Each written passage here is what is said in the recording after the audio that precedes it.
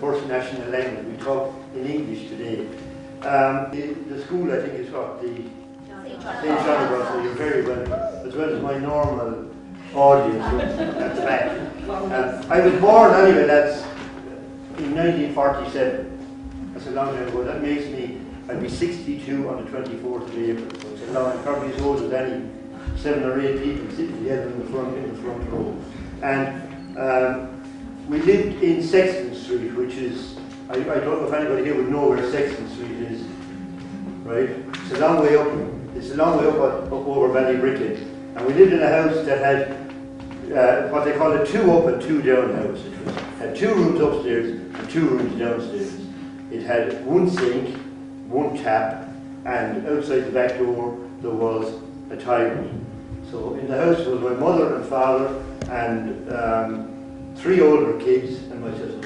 That was 6 of us in the house with 2 up and 2 bedrooms and 2 living rooms. So you can imagine it was a tight squeeze. There was no hot water in the house. If you wanted to have any hot water in the house, the water had to be heated on the stove. So if you wanted a bath, you got it on Friday night once a week, maybe with a little tin bath in front of the fire. You stand in the back and you're home and wash. You're standing up in the back. You can imagine that. The street, what do I remember about the street?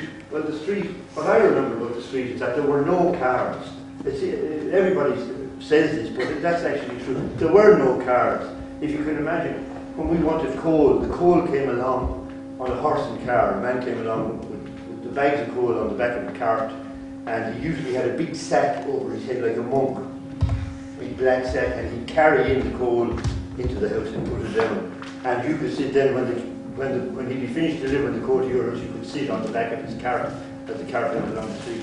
But funnily enough, in Sexton Street, I remember the bread being delivered in a cart. It was like a big box on the back of a horse and cart. And the bread man came along and delivered it with 2 big doors on the back of it, and he'd bring in the bread. And I do remember that some people used to deliver groceries in a small little grey van, and I remember the man named Jimmy Ledway. He was the man who used to drive the van, and if you were lucky, he'd give you a spin from one end of Sexton Street to the other. And what was interesting up in Sexton Street, I suppose, is that the house opposite it, and even though as I said, I was born in 1947, I distinctly remember the house opposite it was still lit by gas. They actually had a gas lamp in one of the houses. They didn't even have electricity. So you can imagine you're living in a street with no cars, no television, and some houses still had gas, and stuff was still delivered by horse and cart. And I suppose the thing that a lot of people don't think of, things like toilet tissue was almost unheard of. People bought the Sunday paper and cut it up into small squares and hung it up in the toilet on a nail and used the Sunday paper for toilet purposes. So it's a long way to think back on that. We used to, that's how it was in Sexton Street. If you can just imagine the life without the TV and the cars. But I think I had a wonderful, secure and wonderful, happy childhood, because my mother was from a very big family, my father was from a very big family, and all around us were uncles and aunts and children by the dozens and cousins everywhere. That everybody had very large families, 5, 6, 7 children. A lot of people. My father was one of 9 children. My mother, I think, was one of 10 children.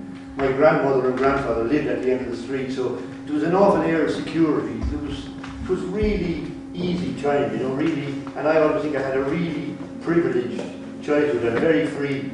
The security of that, I suppose. Sexton Street is a long way out of the centre of town. The older people would have regarded Sexton Street as almost not in town, as out in the country, that all real Waterford people lived in town, in Broad Street, in Michael Street, in those areas, where there were still hundreds upon hundreds of people living, but they were slowly being moved out to houses on the outside of town. And my mother, because she was from a very big family, was reared by 2 aunts, my Aunt Cathy and my Aunt Nellie, who lived in a place called Carradine Lane, which is halfway down Patrick Street, near Spokes Bicycle Shop. That's Carradine Lane. They now call it Carradine Park. Everybody got very grand. Nobody wants to live in Carradine Lane anymore. They now live in Carradine Park. But anyway, my dad was very involved in a thing called the Printers Benevolent Fund, and he used to organise a big dance once a year. And for the highlight of my year in Sexton Street, that I would be sent down to spend the night in Carradine Lane with my two aunts. And they were always old, as far as I can tell. They were always old, always. I think they were born in the 18-something, so you're talking 2 centuries ago. But being a kid, being 5 or 6, I remember on the nights of the dance that my father used to organise for the printer, I'd go down and I could spend the night between the 2 ladies. They had an enormous big brass bed, and I can just remember the bed with these beautiful white sheets and bolster pillows, and I'd sleep between the 2 ladies in the bed. It was a really big thing to have a menage at that time. But again, it was a small house, 2 rooms on the ground floor, 2 bedrooms upstairs. The 2 old women slept together always. And in their case, the toilet was actually out the back in the yard, and it was quite a distance. Like, I'm at the back door and the toilet would be like up there. And the only tap in the house was up there as well.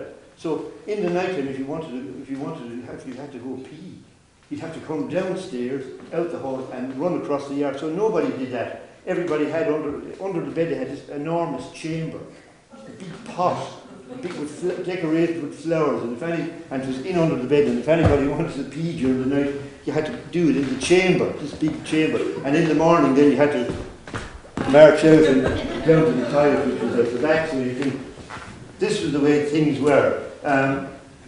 So it was on the morning after that, when you'd wake up, my aunts, my grandaunt, I always call it aunts, but they were really my grandaunt, you'd be fed with fresh blast from O'Brien's Bakery, and stewed tea. They made tea on the basis that you had to extract the most juice out of it. So you put the boiling water, you put the tea in it, and you boiled it until it became like some homeopathic remedy, I suppose. That's because you could nearly eat, you could smell the tea. You could smell the tea. And when they bring me home, they never talked about Ballybricken. Who knows where Ballybricken is? You know where Ballybricken is, yeah. But they never called it Ballybricken. They just called it the hill. Up over the hill. Where did they? They're up on the hill. And we'd walk up over the hill, and there were no cars. I distinctly remember my 2 aunts, myself, and later on my very younger sister, and everybody would walk up the centre of the street, right, because there were no cars. But once or twice a month, there would be a big fair on Ballybricken. At that stage, there was no such thing as a market. All the farmers in the area would get all their cattle that they were going to sell and bring them into Ballybricken. So they'd be all standing loose on Ballybricken.